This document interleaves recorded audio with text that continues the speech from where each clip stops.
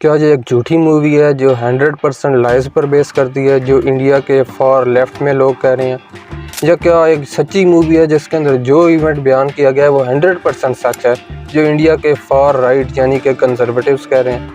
क्या ये एक प्रोपेगेंडा मूवी है जो at the end of the day community की हार्मनी को डैमेज करेगी क्योंकि ये अंदर कम्युनिटी के फसादात पैदा करेगी? या क्या ये एक पॉजिटिव मूवी है जो प्रोपेगेंडा नहीं बल्कि अवेयरनेस क्रिएट कर रही है, और अवेयरनेस तो बिलाखिर कम्युनिटी के अंदर पीस ही क्रिएट कर दिया अगर लोगों को एक आईएसआईएस जैसी डिस्ट्रक्टिव ऑर्गेनाइजेशन के अंदर जाने से बचाए? अगरचे ऑलरेडी इस मूवी के बारे में बहुत सारी यूट्यूब वीडियोज़ और मज़ीद प्लेटफॉर्म से वीडियोज़ बन चुकी हैं, तो मैं थोड़ी बहुत अपना तज़किरा करूँगा इस वीडियो के बारे में, स्पेसिफ़िकली अपनी पाकिस्तानी ऑडियंस के लिए कि इसके अंदर क्या चीज़ सही थी और क्या गलत थी।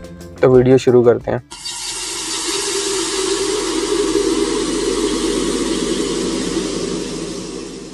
सबसे पहला मेरा पॉइंट तो होगा फॉरेन इंटरफेरेंस का, यानी किसी कंट्री को भी अगर ये खबर मिल जाती है कि उनकी किसी ऑर्गेनाइजेशन के अंदर फॉरेन इंटरफेरेंस हुई है, जिसके एंड रिज़ल्ट ये है कि वहाँ के बंदे ऑर्गेनाइजेशन के रिक्रूट किए गए हैं किसी और कंट्री में स्पेसिफिकली आईएसआईएस जैसी डिस्ट्रक्टिव ऑर्गेनाइजेशन को ज्वाइन करने के लिए, तो उस कंट्री की तो ये जिम्मेदारी है कि वो ऐसी ऑर्गेनाइजेशन को और इनके बंदों को पकड़े कि यार तुम क्या कर रहे हो, और इनके खिलाफ केसेस करे।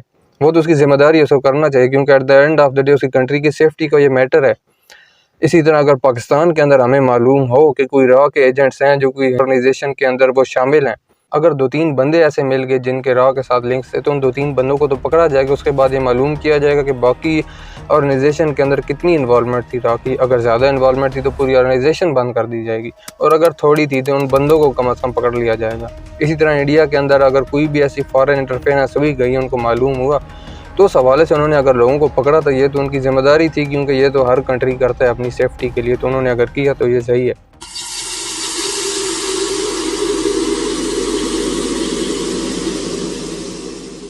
अच्छा जी, अब पॉइंट आ गए रिलीजियस कन्वर्जेंस का। तो इंडिया के अंदर रिलीजियस कन्वर्जेंस तो होती रहती हैं, अगर जब बाकी मुल्कों के मुकाबले में यहाँ कम होती हैं, लेकिन फिर भी होती हैं। हिंदूज़ मुस्लिम की तरफ आते हैं, इस्लाम की तरफ, मुस्लिम से हिंदुज़म की तरफ जाते हैं, और इस तरह क्रिश्चियंस भी आपस में चेंज होते रहते हैं। लेकिन ओवरऑल सबसे ज़्यादा कन्वर्जेंस हिंदुज़म की तरफ ही होती हैं। इवन के केरला, जहाँ पर ये जिसके बारे में ये मूवी बनाई गई है कि जिसके अंदर मुस्लिम पहले किया गया हिंदूज़ को और फिर उनको आईएसआईएस ज्वाइन किया गया, वहाँ पर सबसे ज़्यादा कन्वर्जेंस तो हिंदुज़म के अंदर हुई हैं। 47% तकरीबन कन्वर्जेंस उस स्टेट के अंदर तो हिंदुज़म की तरफ हुई हैं, मतलब इस्लाम की तरफ नहीं हुई। सेकंड नंबर पर इस्लाम की तरफ कन्वर्जन हुई और थर्ड पे क्रिश्चियनिटी की तरफ। इसके अलावा वहाँ की और ऑर्गेनाइजेशन जो हैं VHP या RSS, उन्होंने भी क्लेम किया कि बहुत ज़्यादा उन्होंने कन्वर्जेंस कराई हैं हिंदुज़म की तरफ। VHP ने तो क्या 7.5 लाख 7,50,000 कन्वर्जन्स हुई हैं हिंदुज़म, क्रिश्चियनिटी और इस्लाम की तरफ से हिंदुज़म के अंदर उनकी ऑर्गेनाइजेशन ने की हैं।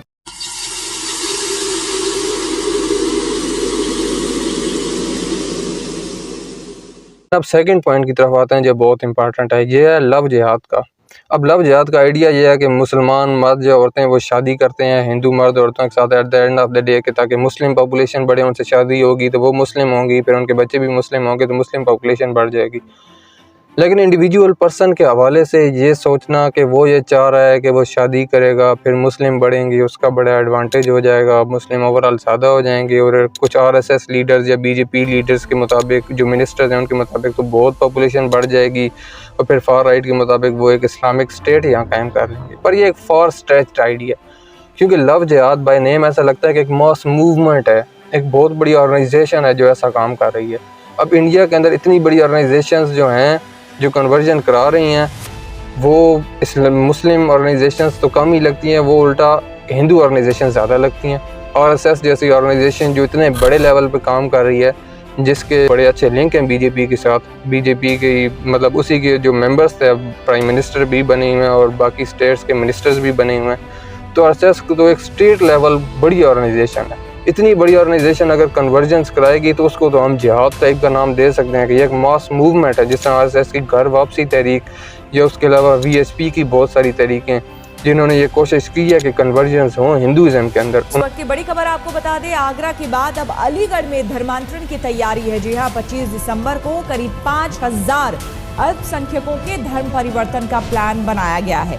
ये कार्यक्रम विश्व हिंदू परिषद की अगुवाई में हो रहा है।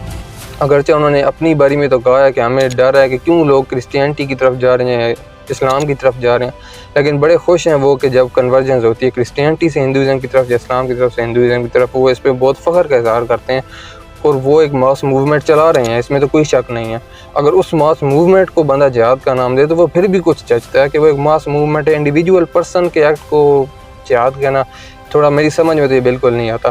सेकेंडली, नंबर्स की किन को फ़िक्र है, तो इस हवाले से भी RSS के लीडर्स के और इवन के BJP के मिनिस्टर्स के इंटरव्यूज़ बार बार आते हैं और उनकी जो है स्पोक्स पर्सन वो बार बार इसका जिक्र करती हैं कि मुस्लिम पॉपुलेशन बहुत ज़्यादा बढ़ रही है और मुस्लिम बहुत ज़्यादा हैं, हम कम हैं, हमें अपनी पॉपुलेशन बढ़ानी चाहिए। इसी हवाले से भी RSS के लीडर ने भी कहा कि हिंदूज़ को अपनी पॉपुलेशन बढ़ानी चाहिए। उनको कौन रोक रहा है ज़्यादा बर्थ रेट से, तो उनको अपनी पॉपुलेशन बढ़ानी चाहिए। तो जिसको टेंशन है कि वो कम हो रहे हैं, वो अगर एक मूवमेंट चलाते हैं और उनका ऑर्गेनाइजेशन भी इस बड़े लेवल की है, वो अगर एक मूवमेंट चलाते हैं कन्वर्जेंस की हिंदुज़म की तरफ, तो उसको जिहाद कहना या उसको कोई ऐसी चीज़ बंदा कहे वो थोड़ा ज़्यादा जचता है बनिस्बत के किसी एक बंदे ने की है उसको जिहाद कह देना। इवन के इंडिया के अंदर भी केरला के अंदर जो इन्वेस्टिगेशंस हुई हैं उनके एंड पे मालूम यही हुआ है कि लव जिहाद के तो केसेस ज़ीरो निकले हैं, चाहे 2018 की इन्वेस्टिगेशन हुई उसके बाद की, कि लव जिहाद के केसेस उन्होंने नहीं निकाले। कोर्ट ने at the end of the day कहा कि ये लव जिहाद नहीं है। तो ये जो मूवमेंट है, इसका जो आइडिया दी गया लव जिहाद का, ये तो मेरी समझ में वैसे भी नहीं आया।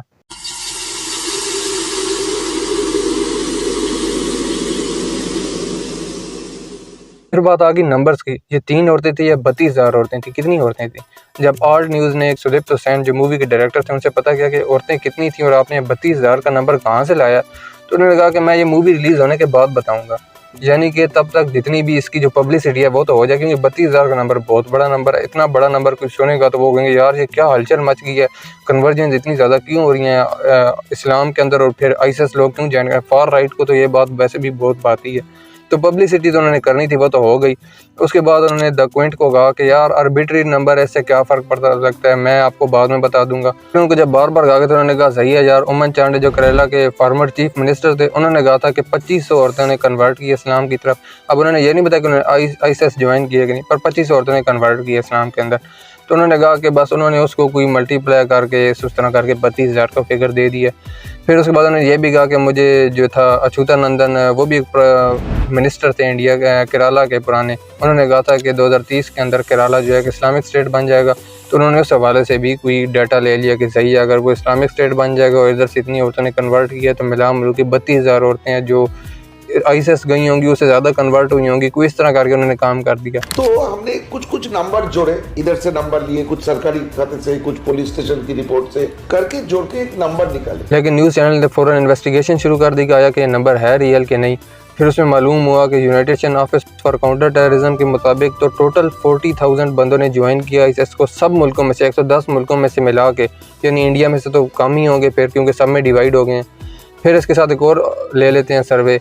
International centre for study of radicalisation King's college London के मुताबिक 42,000 बंदों ने ज्वाइन किया आईएसएस को। फिर अब सवाल होता है कि अच्छा अगर इतने कंट्री में से किए तो इंडिया में से कितनों ने किया। उस हवाले से ऑब्जर्वर रिसर्च फाउंडेशन ने बताया कि इंडिया के अंदर 180 से 220 तक बंदे थे जो प्रो आईएसएस केसेस थे, यानी कि ये नहीं कि उन्होंने आईएसएस ज्वाइन किया था, लेकिन वो प्रोपेगेंडा क्रिएट कर रहे थे आईएसएस के लिए, और उनमें से कुछ ने फिर ज्वाइन भी किया। यूं ही होम मिनिस्ट्री ने कहा कि 155 टोटल बंदे थे जो प्रो आईएसएस केसेस थे पूरे इंडिया के अंदर, उनको टोटल ये मिले। अच्छा, ये तो प्रो आईएसएस केसेस हैं, फिर आईएसएस ज्वाइन कितनों ने की। अच्छा, उसके बाद से फिर यूनाइटेड स्टेट के स्टेट डिपार्टमेंट के मुताबिक 66 टोटल इंडियन ओरिजिन बंदे थे जिन्होंने ज्वाइन किया आईएसएस को, 66। और स्टेट न्यूज़ ग्लोबल के मुताबिक टोटल 60 बंदे थे जिन्होंने ज्वाइन किया। अच्छा, 60 बंदे अगर टोटल इंडिया के अंदर से थे तो फिर इस हवाले से केरला के अंदर से कितने बंदे थे। तो ऑब्जर्वर रिसर्च फाउंडेशन के मुताबिक टोटल 40 सिंपथाइजर थे या प्रो आईएसएस बंदे थे जो केरला के अंदर से थे। अच्छा, तो फिर केरला के अंदर से औरतें कितनी थीं? औरतें स्टेट न्यूज़ के मुताबिक औरतें टोटल 13 थी जिन्होंने ज्वाइन किया, और केरला के अंदर से 6 औरतें थीं। अच्छा, 6 औरतें थी, तो इनमें से कन्वर्ट कितनी थी? क्योंकि मूवी के अंदर तो केस ये हुआ कि हिंदुइज्म से इस्लाम की तरफ कन्वर्ट किया गया, तो इन 6 औरतों में से 3 तो पहली मुस्लिम थी, 2 जो थी वो क्रिश्चियनिटी से इस्लाम की तरफ आई थी, और एक औरत थी जो मेन हिंदुइज्म की तरफ से इस्लाम की तरफ आई थी। तो अगर कन्वर्जन्स की बात करें, टोटल 3 कन्वर्जन्स हुई थी यहाँ पर, हिंदुइज्म से इस्लाम की तरफ और 2 क्रिश्चियनिटी से इस्लाम की तरफ। तो टोटल एंड पर बने ही 3, इस वजह से फिर जब सुप्रीम कोर्ट ने फैसला भी यही दे दिया कि मूवी ने अब ये लिखना है कि 32,000 नहीं बल्कि 3 नंबर लिखना है अपनी मूवी की डिस्क्रिप्शन के अंदर, तो सिद्दीक हुसैन ने फिर 32,000 को ख़त्म करके 3 लिख दिया। लेकिन तब तक पब्लिसिटी तो हो चुकी थी, मूवी भी हर तरफ ट्रू स्टोरी के नाम से जानी जा रही थी। मूवी की जो हीरोइन थी और उसके अलावा मूवी के जो डायरेक्टर्स थे और बाकी न्यूज़ चैनल थे काफ़ी ज़्यादा, वो सब यही कहते कि ये तो एक ट्रू स्टोरी है, और लोग भी इस तरह कमेंट करते कि ट्रू स्टोरी है, जैसे उन्होंने खुद ये देखते नहीं है ना, मतलब उनके तो शायद महल्ले में से इसी तरह लड़कियां गई हैं जो ISIS ज्वाइन करती रही हैं, उन्होंने तो इस तरह करके इसको बयान किया है। बहुत से लोग ये कहते हैं कि अगर 3 केसेस भी हों तो वो कौन से कम है, तो बात उनकी सही है, एक भी होगा तो कम नहीं होगा। अगर एक भी केस है किसी कंट्री के अंदर जहाँ फॉरेन रिक्रूटमेंट हो रही है इस तरह इंटरफेरेंस के साथ, तो अथॉरिटीज़ को चाहिए और उस मुल्क की तो ये राइट है कि वो उन बंदों को पकड़े जो इसमें इन्वॉल्व हैं और उनको खिलाफ केसेस करे। लेकिन नंबर्स का बहुत फ़र्क पड़ता है, क्योंकि इसके अंदर लव जिहाद का एक एंगल भी है। लव जिहाद का एंगल सिर्फ ISIS के लिए नहीं अप्लाई होता, वो इंडिया के अंदर बाकी मुस्लिम पॉपुलेशन के लिए भी अप्लाई होता है, वो तकरीबन ओवरऑल अप्लाई होता है।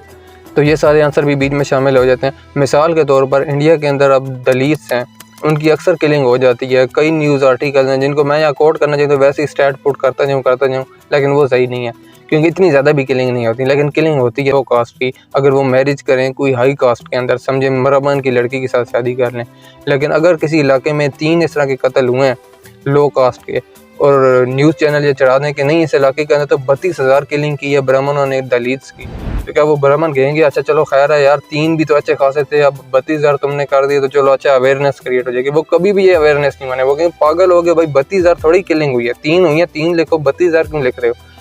तो ये तो कोई भी एग्री नहीं करेगा।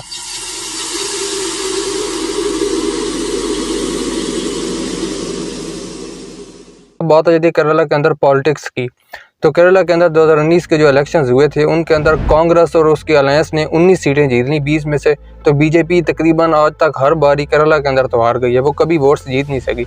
अब केरला की पॉपुलेशन भी अहम है, वहाँ की पॉपुलेशन 55% हिंदू है, 27% मुस्लिम है और 18% क्रिश्चियंस है। अब होता यह है कि जो क्रिश्चियन की पार्टी है केरला कांग्रेस, वो हमेशा अलायंस करती है, कांग्रेस के साथ ही अलायंस करती है मैक्सिमम टाइम, जबकि बीजेपी जो है वो परे रह जाती है। लेकिन अब ये हुआ रिसेंटली कि केरला कांग्रेस जो थी क्रिश्चियंस की पार्टी, उसने ब्रेकअप किया उसके साथ और बीजेपी के साथ अलायंस कर ली है। तो अब बीजेपी का ये जो ख्वाब है कि हम ये इलेक्शंस जीत सकते हैं अगर हम हिंदू वोटर्स को भी कांग्रेस के बजाय अपनी तरफ ले आएँ, मतलब हिंदू वोटर्स और क्रिश्चियंस हम दोनों मिलकर आराम से बना सकते हैं, यहाँ पर अपनी हुकूमत बना सकते हैं। तो वो अब इसीलिए ये जो मूवी थी, जो इवेंट्स ISIS जो 2018 और 19 के अंदर तो तकरीबन ख़त्म हो गई थी, उसकी मूवी बनाई है अब, और अब इस टाइम रिलीज़ की है और फिर उसकी चर्चा की है PM मोदी साहब ने खुद भी, और उनके जितने भी सपोर्टर हैं उन्होंने भी इसकी चर्चा की है। आतंकी साजिश पर बनी फिल्म केरला स्टोरी, ये केरला स्टोरी की इन दिनों काफी चर्चा है।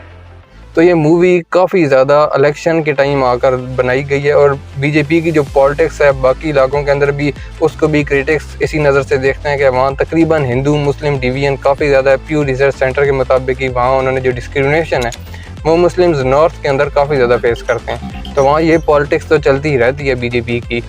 तो इसका एक आंसर जो है वो इधर भी नज़र आया कि एन इलेक्शन थे और उससे पहले इन्होंने रिलीज़ करनी थी ये मूवी। फिर बीजेपी ने अपनी जितनी भी स्टेट थी जहाँ उनकी गवर्नमेंट थी वहाँ इसको टैक्स फ्री भी कर दिया, इस पर कोई टैक्स भी नहीं है।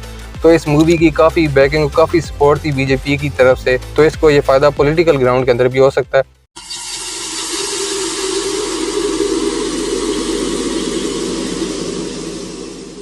पर मूवी का यही रिव्यू करूंगा कि ओवरऑल तो मूवी अच्छी थी। किसी भी सोसाइटी के अंदर ऐसी मूवीज़ हमेशा बनाई जाती हैं और बनाई जानी भी चाहिए जहां एक स्पेसिफिक सेक्टर के अंदर थ्रेट हो, जहां फॉरेन रिक्रूटमेंट का थ्रेट हो, जहां एक ऐसी डिस्ट्रक्टिव ऑर्गेनाइजेशन के बारे में मूवी बनाई जाए जो ऑलरेडी एक एरिया के अंदर इतनी ट्रबल फसाद खड़ा कर रही है और वो रिक्रूट कर रही है यहाँ से बंदे। लेकिन इसके अंदर 32,000 का फिगर देना और फिर बार बार इंसिस्ट करना कि ये ट्रू स्टोरी है, इतने ज़्यादा लोग कन्वर्ट हो रहे हैं, बहुत बड़ा थ्रेट है, और इसको इतना बड़ा प्रोपेगेंडा बना देना और फिर इसके अंदर लव जिहाद का आंसर बना देना जो नॉर्मली पूरी मुस्लिम पॉपुलेशन पर अप्लाई किया जाता है कि वो जो कन्वर्जन इस्लाम की तरफ करें उनका एंड पे रिजल्ट यही है कि वो चाहते हैं कि हमारी पॉपुलेशन बढ़े। उस एंगल को भी बीच में ले आना और ओवरऑल इतना बड़ा फिगर देना जो कहीं से भी ट्रू नहीं लगता। तो ये चीज़ जो है इसने उल्टा, और पॉलिटिकल एंगल इसका, इसने इस मूवी को उल्टा तकरीबन काफ़ी हद तक पॉलिटिसाइज कर दिया और इसकी इंपॉर्टेंस ख़त्म कर दी है। तो अगर ये नीति के साथ बनाई जाती है कि इस तरह रिक्रूटमेंट हो रही है, लोग ISIS में भी जा रहे हैं, जिसके अंदर बाकी पॉलिटिकल एंगल्स को ना बयान किया जाता, तो उस लिहाज से मूवी एक अच्छी मूवी थी और चाहिए था कि मूवी बनानी चाहिए इस तरह एक सोसाइटी के अंदर, ताकि लोगों के अंदर अवेयरनेस क्रिएट हो और एंड पर पीस भी क्रिएट हो उस कम्युनिटी के अंदर। Thank you.